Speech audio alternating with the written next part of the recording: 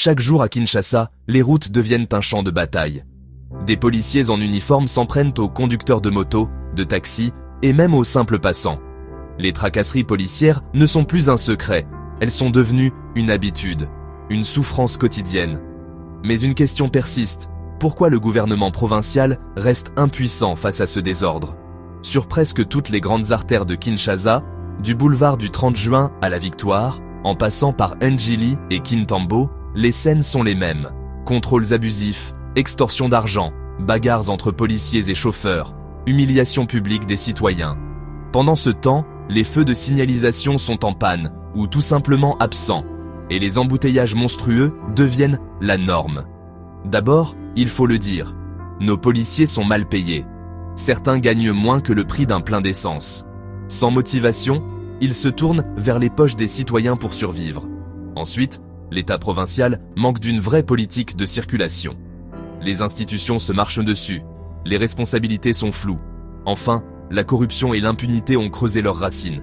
Même quand un policier est pris en flagrant délit d'abus, les sanctions n'arrivent jamais. Le résultat, un climat d'insécurité, une méfiance totale envers la police et un chaos permanent sur nos routes. Les motards et les chauffeurs augmentent leurs tarifs pour compenser les taxes informelles. Les embouteillages font perdre des heures chaque jour. Et les investisseurs étrangers fuient ce désordre. Le problème, c'est le manque de volonté politique. On préfère laisser le désordre régner plutôt que de s'attaquer aux racines du mal. Pourtant, ailleurs en Afrique, des villes comme Nairobi ou Accra ont déjà modernisé leur circulation avec des feux solaires intelligents, des caméras et des paiements électroniques des amendes. Pourquoi pas Kinshasa? Voici quelques solutions concrètes. Installer des feux tricolores solaires intelligents, entretenus localement. Digitaliser les amendes pour que chaque paiement se fasse via un code mobile sécurisé. Former une nouvelle police routière citoyenne, respectueuse et bien rémunérée. Mettre en place une ligne verte pour dénoncer les abus policiers. Et surtout, publier un barème clair et public des infractions routières. Citoyens de Kinshasa, il est temps d'agir. Il est temps de dire non aux tracasseries policières. Demandons ensemble au gouvernement provincial de moderniser nos routes, d'installer des feux de signalisation modernes et de digitaliser la police routière. Kinshasa mérite mieux que le chaos.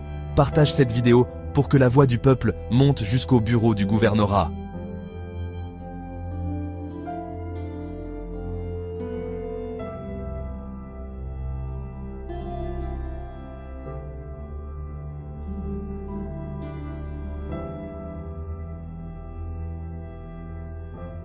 Je suis la RD Congo en question. Et je crois qu'un Congo nouveau commence par la justice et la discipline. Ensemble, refusons la peur et exigeons la transparence, parce que l'ordre public ne doit jamais rimer avec abus.